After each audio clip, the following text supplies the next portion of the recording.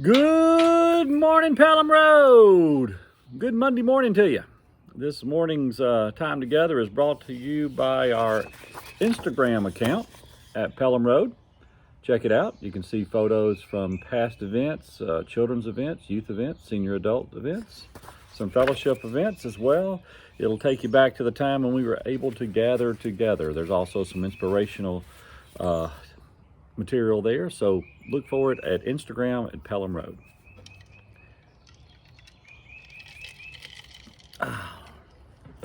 In our tradition, this is Holy Week. Holy Week is the week between Palm Sunday and Easter Sunday. If things were normal, I would do 5 morning devotions related to Holy Week. But who are we kidding? If things were normal, I would not be doing these morning devotions at all. But as we know, things are not normal. We enter week 3 of social distancing. And so the reality is our head is really turned in 2 directions. One, towards Easter, and the second, towards the coronavirus and what that means to us. Thus, I'm going to dedicate the first 3 devotions this week to holding steady in the midst of the coronavirus news, which is daily increasingly bad. Then, Thursday, the devotions will turn towards Holy Week. I think we know and feel we have crossed the Rubicon in relation to the worldwide virus that is disrupting health and commerce from Kenya to Kansas. So let's pause and put on our seatbelts, because it's going to be a bumpy ride for a while. I am a minister. I am not a public health official or a physician. I do not know how long this will last or how deep it will hurt. What a minister is, among many things, is a keeper of memories, a steward of hope. So what follows is not a prediction you should expect to hear from your public health officials. That's not their job. They have a different job to do. But let me do my job. Once I stood with a mother. Her teenage daughter had just had a baby of her own. The room was filled with a great amount of joy, but there was it was more than a spoonful of sorrow.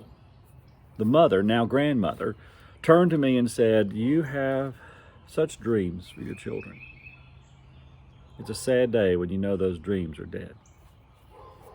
Of course, she was speaking of her unwed daughter, laying there in bed with a newborn. 6 years later, I was presiding over the wedding of this young woman and her new husband. In less than a week, the 2 of them were going to move to a new town where they both had good jobs waiting on them. She had finished college, and her daughter was entering the 1st grade.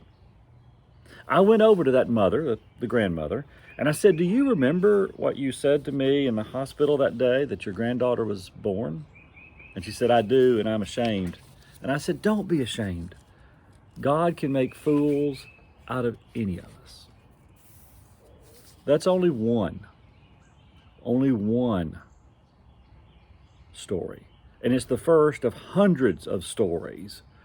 Stories where with time and patience, things turned out better than all right. Stories that are 2 parts fear, but 1 part faith and grace. Stories that go uphill for a long time, but when they reach the top, the view is more than worth it.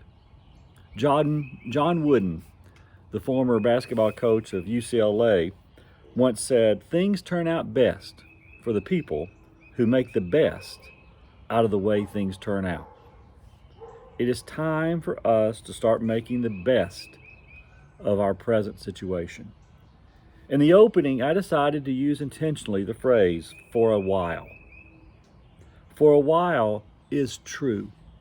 It does not sugarcoat the fight and sorrow we are in for.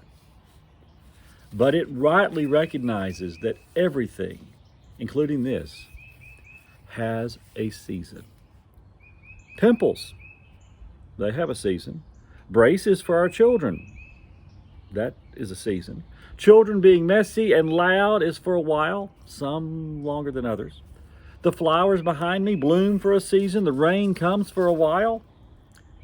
Please think about and remember what the psalmist wrote. Weeping may last for the night, but joy comes in the morning.